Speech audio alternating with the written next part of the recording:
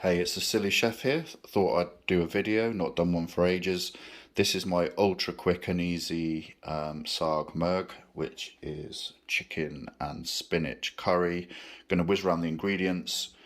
Got a few chilies chopped there, 4 teaspoons of ground coriander, a teaspoon of mixed spice, 2 teaspoons of ground cumin, and a teaspoon of cayenne pepper. Some dry ingredients here. I've got some mustard seeds, a couple of cardamom pods, and half a star anise.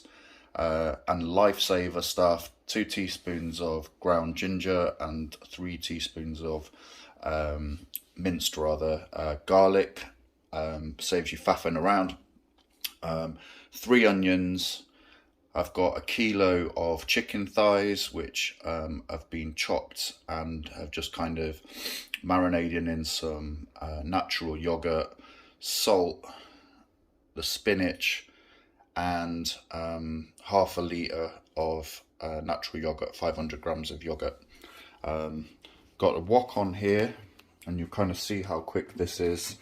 I will keep a timer on how long it kind of takes you to get to just leaving it alone to cook. Kind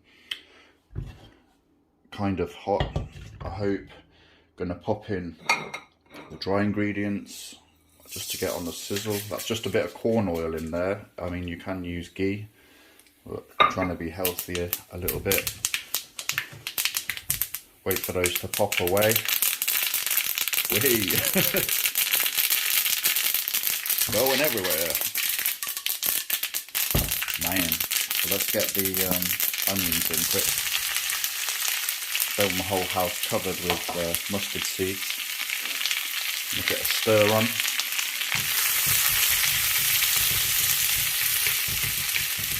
Not really looking to over brown these.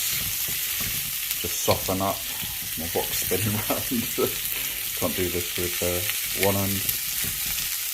I'm just going to leave those to soften for about 10 minutes, and I'm not going to just sit here filming all that.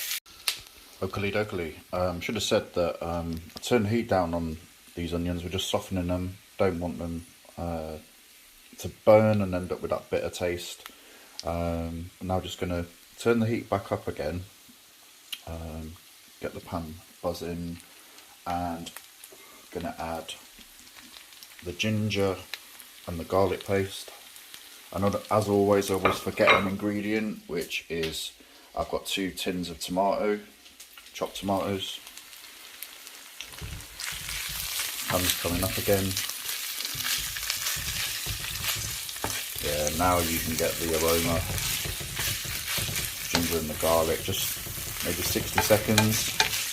I've read lots of recipes where like you do all this for hours and whatnot. It just doesn't change the outcome of the dish, in my opinion. You can just get on with it, throw it all in. It's coming up now. Gonna add the chicken. Heavy with one hand. Again, this isn't a chicken tikka dish. Tandoori.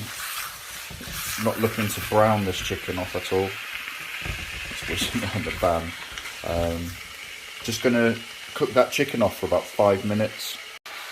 Oakley dokley. So that's about 5 minutes that chicken's been cooking, starting to turn white. Time now for all those dry ingredients. Another thing I forgot, curry leaves. If you can get hold of some curry leaves, it makes such a difference. I was actually growing a plant and gutted that it was doing really well, and just overwatered it and the roots rotted. But yeah, so in with those ingredients.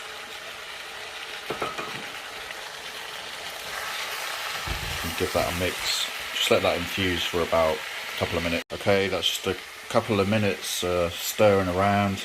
Smell coming off it is amazing. I've got my yogurt.